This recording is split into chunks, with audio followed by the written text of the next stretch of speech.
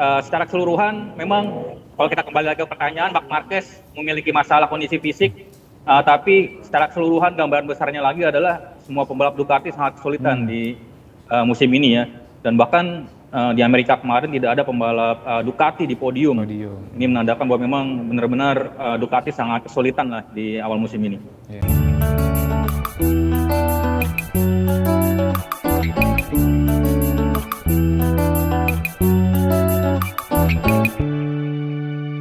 Selamat pagi, Bung Henry. Halo Mbak, Mas Pur. Wih, sehat Bang? Alhamdulillah sehat. Minal mau Faizin. Alhamdulillah Faizin, Bang Bung Henry. Hen. Karena dari seri pertama Belum MotoGP sempet kita ya, belum belum sempet ngobrol ya. ngomongin MotoGP Bener, nih. bener. Tahu udah Iya. 3 seri Betul. bergulir, kita baru ketemu Bung Henry lagi nih. Nah, Bung Henry, setelah 3 seri ternyata Marc Marquez belum bisa menang, bahkan belum naik podium di balapan utama. Nih apa yang bikin Marc Marquez kayak gini di MotoGP 2026 ini nih, Bung Henry? Ya, mungkin kalau teman-teman Oke Zone sempat dengar juga ya review dari kita sebelum musim dimulai, memang Marc Marquez menuju musim ini dengan penuh tanda tanya lah ya, tanda tanya khususnya setelah dia kemarin kan di MotoGP Mandalika dia mengalami crash, kemudian dia harus melakukan operasi ya, dan setelah itu kita belum tahu nih seperti apa kondisi fisik seorang Marc Marquez ya. Dan memang setelah MotoGP musim ini berlangsung selama 3 seri ya, di Thailand, di Brazil, dan juga di kota, nah ini sudah mulai terlihat nih bahwa ternyata efek atau faktor dari cedera yang Marc Marquez alami di MotoGP Mandalika ternyata sangat berimbas cukup besar lah ya terhadap kondisi fisiknya. Dan mungkin kalau di Thailand dan juga di Brazil, kalau Marc Marquez tidak menang di hari Minggu itu mungkin kita masih punya alasan lah ya, mungkin karena Aprilia yang bangkit. Tapi kalau Marc Marquez sampai kesulitan di kota itu, di Amerika itu sangat mengagetkan ya. Aneh karena ini, ya.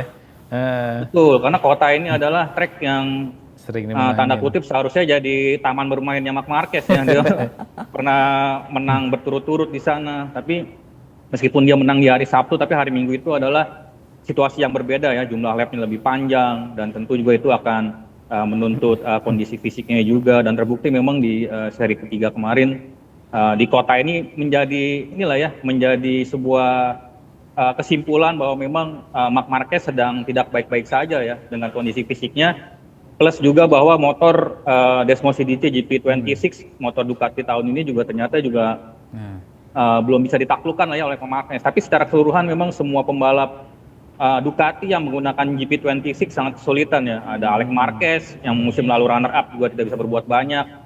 Pecco Bagnaia yang sempat bilang bahwa GP26 lebih cocok lah dengan DNA balapnya, tapi ternyata pun di awal musim ini Pecco Bagnaia begitu kesulitan ya. Dan bahkan kalau kita melihat klasmen saat ini, pembalap Ducati terbaik adalah Fabio Di Gia ya. Ini cukup mengejutkan sekali bahwa secara keseluruhan memang kalau kita kembali lagi ke pertanyaan, Marc Marquez memiliki masalah kondisi fisik, tapi secara keseluruhan gambaran besarnya lagi adalah semua pembalap Ducati sangat kesulitan di musim ini ya. Dan bahkan di Amerika kemarin tidak ada pembalap Ducati di podium. Ini menandakan bahwa memang benar-benar Ducati sangat kesulitan lah di awal musim ini. Bang, ini kan setelah di GP Amerika, MotoGP bakal lanjut ke seri Spanyol di Circuit Jerez ya. Biasanya kan ini kalau ketika sudah balik ke Eropa, pembalap kayak Marc Marquez atau bahkan mungkin Ducati tuh biasanya kompeten banget lah ketika udah mulai memasuki seri Eropa kan. Kalau di musim-musim lalu biasanya Bagnaia nih oke banget sebelum tandem sama Marquez ya. Nah ini kira-kira gimana Bang peluang Marc Marquez di sirkuit Jerez nanti? Apakah ini jadi momentumnya untuk pertama kali naik podium musim ini atau kembali gagal lagi nih di seri keempat musim ini? Ya, ini ada jeda cukup panjang lah ya dari Amerika menuju ke balapan berikutnya di Jerez ya, baru digelar di akhir bulan April ya. Dan ini cukup ini juga lah ya, Marc Marquez terbantu bahwa MotoGP Qatar harus di reschedule ya karena memang situasi di Timur Tengah, sehingga ini recovery-nya bakal cukup panjang lah ya untuk Marc Marquez. Dan semoga dengan waktu yang kurang lebih 3 pekan lah ya, jeda ini Marc Marquez bisa kembali lah ke bentuk performa terbaiknya. Dan tadi benar Buru bilang bahwa memang seri Eropa ini juga akan menjadi seri yang sangat menentukan ya bahwa persaingan ini akan seperti apa. Kalau melihat di 3 seri awal, Aprilia dengan Marco Bezzecchi dan Jorge Martin ini sangat-sangat kuat sekali ya. Dan bahkan di tim satelitnya di Trackhouse ada Ai Ogura juga yang kemarin di Amerika juga performanya cukup luar biasa sebelum akhirnya dia harus nggak finish. Dan kalau kembali lagi ke peluang Marc Marquez, Jerez adalah track yang sebenarnya ini semua pembalap nih kenal semua lah ya dengan track Jerez, dan sering juga dibikin atau menggelar sesi tes di sini ya. Seharusnya memang kalau Marc Marquez dalam kondisi yang fit dan motor Ducati juga ada improvement di situ, tampaknya memang seharusnya di Jerez Ducati bisa punya peluang besar. Tapi kalau kita bicara dengan apa yang terjadi di 3 seri awal, tampaknya di Jerez pun Marc Marquez belum bisa berbicara banyak ya dengan begitu kesulitannya, dan apalagi sekarang para petinggi di Aprilia ya, Massimo Rivola sudah mulai berani ngeklaim nih bahwa Aprilia saat ini punya motor paling kencang ya di musim ini, dan bukan hanya Marco Bezzecchi dan Jorge Martin pun sekarang posisi 1-2 klasemennya diisi sama pembalap Aprilia semua sekarang ya. Nah, Bu Henry, tadi udah bicara disenggol sedikitnya sama Bu Henry soal Jorge Martin yang bangkit ternyata benar di MotoGP 2026 ini. Apakah ini menunjukkan kalau Jorge Martin udah ada di kondisi fisik yang jauh lebih prima ketimbang musim-musim lalu, nih udah bebas dari cedera dan siap bersaing untuk memperebutkan gelar juga musim ini? Ya, kalau kita melihat situasi Jorge Martin dibandingkan tahun lalu ini sangat berbeda ya. Jorge Martin tahun lalu debut di Aprilia tapi banyak absen karena dia mengalami cedera ya. Nah, di awal musim ini kita melihat versi Jorge Martin saat dia menjadi juara dunia di tahun 2025 ya. Bagaimana ini dia sangat smooth balapannya dan juga bisa menaklukkan motor Aprilianya. Dan kalau kita melihat bagaimana performanya di 3 seri pertama musim ini, mungkin Jorge Martin akan menjadi pesaing serius lah ya untuk Marco Bezzecchi. Meskipun situasinya sedikit menarik ya, karena kalau kita melihat kabar-kabar yang beredar di luar bahwa Jorge Martin ini kan akan pindah di tahun depan ya, bukan memperkuat Aprilia lagi, dia akan pindah ke Yamaha menggantikan Fabio Quartararo yang pindah ke Honda ya. Dan ini kalau sampai Jorge Martin bisa jadi juara dunia di tahun ini, tentunya ini akan menjadi apa ya, di satu sisi Aprilia akan senang, tapi satu sisi lain ini musim depannya bakal pindah nih kan. Deja vu juga sih.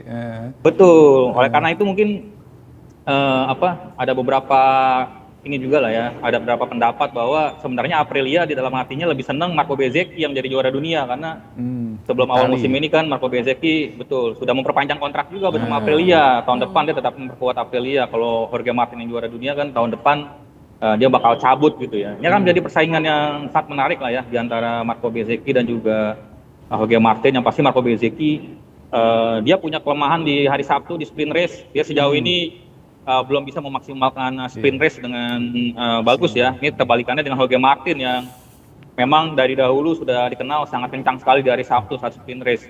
Tapi di hari Minggu Marco Bezzecchi sangat luar biasa ya, yang artinya bahwa dengan 2 race di akhir tahun lalu ini sudah 5 race berturut-turut di hari Minggu Marco Bezzecchi selalu menang. Dan bahkan di awal musim ini di hari Minggu ini Marco Bezzecchi selalu menang saat dia memimpin dari lap pertama sampai lap akhir. Ini gila ya.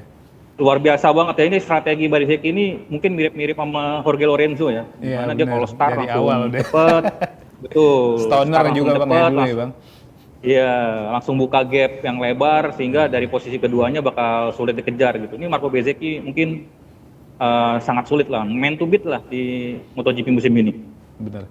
Nah ini kan Bang, tadi Bang Henry juga udah bilang Jorge Martin kan ada potensi bakal pindah ke Yamaha, tapi di sisi lain juga dia lagi nunjukin performa maksimal ya di klasemen saat ini peringkat 2 dengan 77 poin, terpaut 4 angka dari Marco Bezzecchi. Nah kan rumornya kabarnya kan posisi Jorge Martin bakal digantikan oleh Francesco Bagnaia ya, pembalap yang lagi menurun performanya semenjak pindah dari maksudnya semenjak masuk ke Marc Marquez nih, performanya turun kan. Nah ini kalau Bang Henry lihat sendiri keputusan ya sebenarnya belum resmi ya, kita anggap masih rumor. Nah ini sebenarnya Aprilia nyesel nggak sih ngelihat Jorge Martinnya jago banget, tapi dia ya kabarnya udah ngontrak Bagnaia untuk musim depan, seorang pembalap yang performanya lagi menurun, gimana Bang?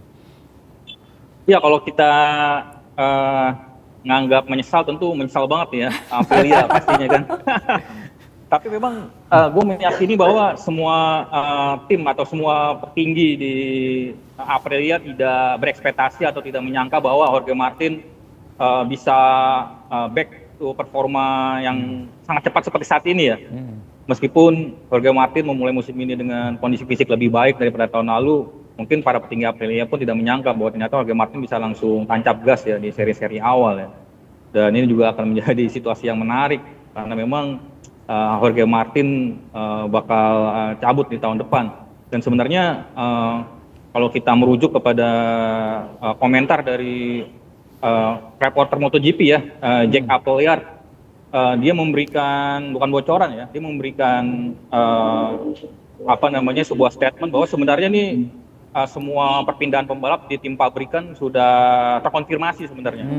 Yang artinya di Ducati ada Marc Marquez, ada Pedro Acosta, lalu di Aprilia ada Pecco Bagnaia dan Marco Bezzecchi, di Yamaha ada Jorge Martin, dan di Honda ada Fabio Quartararo. Ini sebenarnya semua sudah tekan kontrak, cuman yang tersisa adalah bahwa saat ini semua tim-tim pabrikan sedang memperbarui perjanjian dengan Liberty Media dan juga dengan Dorna ya, terkait banyak hal ya, tentang sharing profit segala macam, dan juga konon juga ada sedang direvisi juga soal pembatasan atau minimal gaji pembalap MotoGP. Jadi segala hal memang ini sedang dirumuskan, sehingga memang nama-nama tadi yang sudah disebut resmi itu belum diumumkan, tapi sebenarnya ini semua sudah inilah ya, sudah mengantongi kontrak semua. Dan khususnya juga Marc Marquez kan bahkan dari sebelum musim dimulai sebenarnya sudah tekan kontrak juga bersama Ducati. Lalu ada Pecco Bagnaia yang kabarnya juga tekan kontrak bersama Aprilia dengan kontrak jangka panjang ya, 2+2, itu artinya 2 tahun kontrak depan dan memiliki opsi 2 tahun lagi untuk memperpanjang bersama Aprilia. Dan mungkin ya kalau melihat situasinya mungkin di pertengahan musim lah ya semua akan diumumkan tentang perpindahan pembalap di tahun depan. Jorge Martin kabarnya duet sama siapa Bang di Yamaha? Dan Quartararo juga duet sama siapa Bang di Honda Bang? Ada info? Bocoran nggak Bung Henry? Nah ini ya kalau isu-isunya bahwa ini masih isu-isunya masih banyak lah ya berkeliaran ya, seperti Honda mungkin tertarik untuk merekrut salah satu pembalap di Moto2 tahun ini, dan juga mungkin ada kemungkinan juga kalau Luca Marini dan juga Joan Mir ya salah satunya tampil baik, mungkin akan dipertahankan ya, karena walau bagaimanapun performa Joan Mir dan Luca Marini di musim ini juga cukup improve ya, meskipun Joan Mir ini masih sering banyak melakukan kesalahan ya di hari Minggu nih. Dan mungkin di Yamaha juga situasinya juga begitu menarik, karena kemungkinan kalau melihat tahun depan regulasinya berubah, lalu kemudian ada pergantian pemasok ban juga ya dari Michelin ke Pirelli. Kalau Toprak bisa naik ke tim pabrikan berduet dengan Jorge Martin juga akan menjadi nilai plus untuk tim pabrikan Yamaha ya, karena Toprak di Superbike sudah terbiasa menggunakan ban Pirelli, dan kalau dia gabung ke tim pabrikan Yamaha tentunya juga akan bisa memberikan masukan-masukan penting lah ya dari sisi teknis ban kepada tim Yamaha. Nah, Bung Henry, beralih sebentar dari kelas MotoGP ke Moto3 nih. Ada pembalap Indonesia yang juga lagi mentereng banget. Veda Ega kemarin bikin kejutan, berhasil naik podium di Moto3 Brazil ya, Mas Bur. Ini jadi pencapaian manis. Ini menurut Bung Henry apa yang bikin Veda Ega bisa debut di Moto3 dengan sebaik ini nih? Ya, ini pembalap yang sangat spesial ya. Dan mungkin background dari Veda sebelum dia tampil di Moto3 kan memang sudah sangat mentereng lah ya. Dia mencetak sejarah sebagai pembalap Indonesia pertama yang menjadi juara Asian Talent Cup ya. Dan juga di tahun lalu juga dia finish sebagai runner up di Red Bull Rookies ya. Red Bull Rookies itu event yang bukan main-main ya. Ini event yang bisa dibilang gambaran lah ya bagaimana persaingan di Moto3, karena sangat ketat persaingannya. Jadi kalau melihat kita background dari Veda yang di Red Bull Rookies runner up, kemudian dia juga di Asian Talent Cup dia juga juara. Jadi tidak terlalu mengejutkan lah ya bagaimana performa Veda di Moto3 musim ini. Dan mungkin di Okezone juga gue waktu itu pernah bilang juga kan bahwa Veda nih di awal musim gue bilang nih Veda bisa melakukan sesuatu yang istimewa lah ya di musim ini, dan terbukti ya kemarin di Thailand dia bisa finish top 5, kemudian di Brazil track baru buat dia, tapi dia bisa meraih podium. Dan kemarin di kota ini juga track baru buat dia, rookie. Tapi bedanya dengan Brazil, di kota ini banyak pembalap Moto3 yang sudah tampil ya di musim lalu, tapi untuk Veda dia berstatus sebagai debutan. Tapi walaupun dia berstatus sebagai debutan, Veda tampil cukup kompetitif lah ya, dan bahkan di kualifikasinya pun dia masih ada di top 5, dan sebelum dia crash di balapan hari Minggu di kota itu dia juga sedang bersaing untuk masuk ke top 5 juga. Dan bahkan sebelum dia crash itu dia sempat mencatat fastest lap ya. Dan itu membuktikan itu kalau di kota kemarin dia bermain lebih sabar, maksudnya bisa balapan lebih sabar, karena dia mengakui setelah balapan saat di tikungan itu dia membuka gasnya terlalu agresif ya, sehingga dia terlempar dari motor ya. Kalau dia bisa bermain lebih sabar di tikungan itu, gue yakin sih kalau Veda di kota pun punya potensi ya untuk bisa finish top 5. Dan tentunya ini ada jeda sebelum Jerez, dan tentunya Veda juga di Jerez ini akan situasinya sangat berbeda ya, karena Jerez, Veda sudah sangat mengenal track ini, dan bahkan di ajang Red Bull Rookies di tahun lalu dia sempat naik podium 3 ya di sirkuit Jerez ya. Dan ini akan sebuah indikasi lah ya bahwa Veda mungkin bisa berbicara banyak lah di Moto3 Jerez di akhir pekan ini. Dan tentunya juga kita sangat menunggu-nunggu lah. Ini kita sudah sangat lama lah ya menantikan sosok ada pembalap Indonesia di kejuaraan dunia balap motor dengan performa yang luar biasa ya. Kalau kita melihat dari belakang ada Dimas Eki, ada Andi Gilang, ada Gary Salim, ada Mario Aji. Nah, ini kita sedang menyaksikan Veda Ega yang menurut gua pembalap terbaik Indonesia lah sejauh ini di World Championship, dan semoga bisa berbicara banyak ya. Dan apalagi juga punya bocoran juga nih kalau Veda saat ini sudah mulai diintip-intip juga dengan oleh banyak tim papan atas di Moto3 deh. Iya, benar-benar. Nah ini kan, kalau misalnya dipindah ke tim top, otomatis kan potensi untuk naik podium di setiap seri juga lebih besar pasti Bang. Nah ini, betul. Bang Hen, ini kan Veda musim lalu jadi runner up di Red Bull Rookies ya. Dia kalah dari Brian Uriarte kan. Sekarang Brian Uriarte kan sama-sama main juga kan di Moto3 kan. Sekarang dia kalau nggak salah main di KTM deh. Secara klasemen, tapi di klasemen sementara saat ini Veda masih unggul nih. Veda saat ini peringkat ke-7, sedangkan di posisi 9 tuh ada Brian Uriarte. Nah, kalau Bang Henry ngeliat sendiri sebenarnya kalau dari segi komponen motor Bang, kalau di MotoGP kan jelas tuh, kayak Ducati mungkin levelnya Ducati Aprilia levelnya memang di atas, jauh di atas Honda dan Yamaha. Nah, kalau di level Moto3 sendiri Bang, sebenarnya ada perbedaan level yang jauh nggak sih Bang antara kayak pabrikan Honda, ini kan Veda sekarang timnya Honda Team Asia ya, dengan tim-tim lain misal dengan KTM gitu. Apakah gap-nya jauh atau memang gap-nya tipis Bang? Kalau menurut penelusuran atau pandangan Bang Henry seperti apa? Iya, kalau kita bicara kekuatan motor memang di Moto3 di beberapa tahun terakhir ya, memang pembalap KTM ini sangat merajai lah ya. Bahwa memang motor KTM dibandingkan Honda di Moto3 cukup dominan lah, khususnya mungkin di sektor lurus ya. Mungkin kalau kita melihat di balapan Moto3, Veda ini sering kesulitan sekali saat menandingi para pembalap KTM di sektor lurus.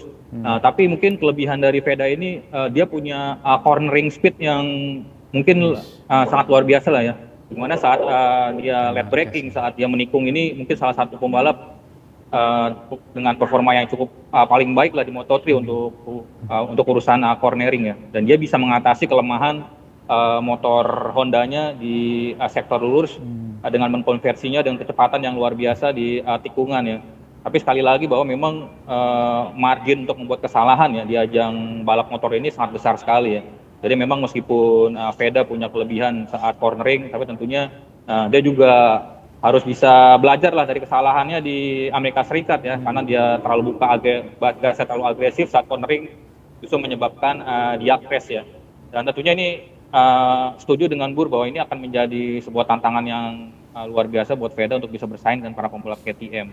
Tapi kalau menurut gue memprediksi lah ya, kalau misalkan Veda bisa konsisten untuk terus bersaing di top 5 di Moto3 musim ini, tampaknya bakal banyak juga nih tim Moto2 yang tertarik untuk bisa merekrut Veda di tahun depan ya. Kontraknya Dan berapa menurut lama gue sih sih Bang kalau- Veda di Honda Bang? Kalau dengan Honda Tim Asia ini sebenarnya semua pembalap Honda Tim Asia kontraknya diperbarui setiap tahun ya. Jadi berbeda dengan MotoGP yang Setiap tahun. setiap pembalap itu kontraknya minimal 2 tahun. Kalau di Moto3 ini memang per tahun ya, per tahun. Dan memang ini Honda Tim Asia ini tim yang sejauh ini memang memiliki afiliasi dengan Astra Honda ya. Astra Honda juga adalah pihak yang turut sangat berjasa lah ya dengan kontrak atau karir seorang Veda Ega. Iya, Veda. Nah, yang menariknya mungkin situasinya akan menarik kalau Veda ini pindah ke tim selain Honda nih, karena memang Iya. Benar-benar. karena saat ini gue sempat bertemu dengan seorang narasumber lah ya, narasumber dari Indonesia, dan dia memang kebetulan dekat dengan tim-tim di Moto3, di tim Moto2 dan MotoGP. Nah, saat itu dia sampai nunjukin tuh bahwa dia dijapri oleh salah satu bos tim Moto3. Saat ini timnya ada di Moto3, belum gue sebut lah timnya ya. Saat ini timnya ada di Moto3, ada di tim Moto2, dan sempat ada di MotoGP, tapi sekarang udah enggak. Nah, jadi dia fokus di tim Moto3 dan Moto2, dan si bosnya ini ngejapri orang Indonesia itu bahwa gue tertarik nih sama bakatnya Veda nih, kata dia. Dan Veda ini akan menjadi pembalap yang sangat potensial nih. Nah, ini akan menjadi situasi menarik kalau Veda sampai harus meninggalkan Honda ya, karena ini Honda ini kan pihak yang sangat berjasa ya terhadap karirnya sejak awal. Dan kalau memang ada tim lain yang menjanjikan motor lebih kompetitif, yang artinya bahwa Veda harus benar-benar lepas dari kontraknya bersama Astra Honda, bersama juga dengan Honda Tim Asia juga. Nah, sama-sama kita tunggulah. Tapi yang pasti Honda Tim Asia pun menjadi tim yang tepat lah ya untuk Veda, karena dia berstatus tim rookie, dan Honda Tim Asia juga dikenal sebagai tim yang sangat baik lah dalam mengasah bakat seorang pembalap muda. Ai Ogura pun yang saat ini MotoGP awalnya pun berasal dari Honda Tim Asia ya. Dan tentunya Honda Tim Asia juga bukan tim yang buruk, meskipun kalau kita bicara di klasemen memang belum ada juga pembalap Honda Tim Asia yang bisa bersaing menjadi juara dunia begitu. Nah, Bu Henry, balik lagi ke MotoGP yang nantinya akan segera masuk ke seri Spanyol nih. Gimana prediksi Bu Henry melihat MotoGP Spanyol 2026 nanti, siapakah yang akan menang? Apakah akan nama-nama itu lagi yang menang atau ada kejutan lain di MotoGP Spanyol? Ya, kalau harapan tentunya harapan pertama di MotoGP bisa melihat Ducati bisa kembali bangkit lah ya. Kalau mungkin kita tahun lalu terlalu melihat Ducati terlalu dominan. Nah, tahun ini yang dominan Aprilia nih, dan kita juga tidak sebagai fans sebenarnya ingin melihat tontonan yang lebih menarik lah ya. Ada pabrikan yang bisa bersaing dengan Aprilia, dan semoga di Jerez Ducati sudah memperlihatkan improvement lah ya. Tapi kalau bicara di atas kertas saat ini pembalap Ducati, pembalap Aprilia ya masih menjadi favorit lah ya. Marco Bezzecchi, Jorge Martin tentunya akan memulai MotoGP Jerez menjadi seorang favorit. Dan tentunya Marc Marquez juga kalau kondisi fisiknya tadi ya yang sudah kita sebut bisa kembali dalam bentuk performa yang terbaik. Marc Marquez juga menjadi pembalap yang harus diperhitungkan lah pada balapan di Jerez nanti.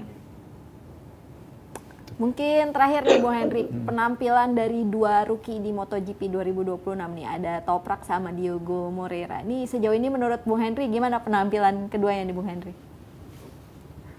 Ya, untuk Diogo Moreira dan juga Toprak, memang dua pembalap ini tidak memperkuat tim yang punya motor kompetitif ya.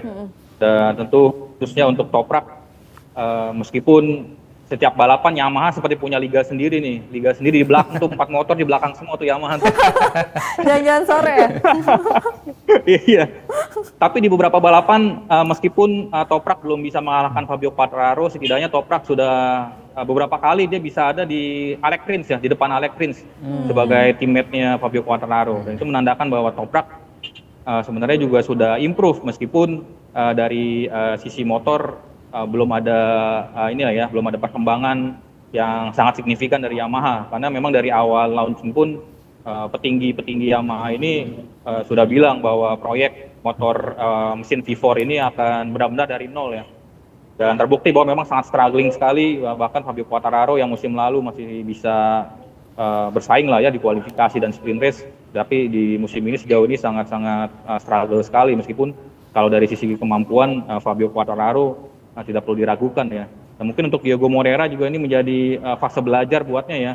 Apalagi kemarin di seri Brazil pun yang menjadi home race-nya dia, dan ternyata dia juga tidak bisa berbuat banyak. Tapi khusus Diego Moreira, dia seharusnya bisa mendapat pelajaran banyak lah ya dari rekan setimnya Juan Zarco, pembalap yang sangat senior. Dan ini akan menjadi tahun pembelajaran lah ya untuk Diego Moreira. Dan khusus untuk Toprak, kalau dia bisa terus konsisten, bisa jadi pembalap terbaik kedua ke Yamaha setelah Fabio Quartararo, mungkin itu akan menjamin lah ya kursi di tim Factory Yamaha di tahun depan untuk Toprak ya. Oke Bung Henry, terima kasih banyak Bung Henry sudah berbagi di Morning Zone hari ini. Selamat kembali beraktivitas, sehat selalu Bung Henry dan salam olahraga.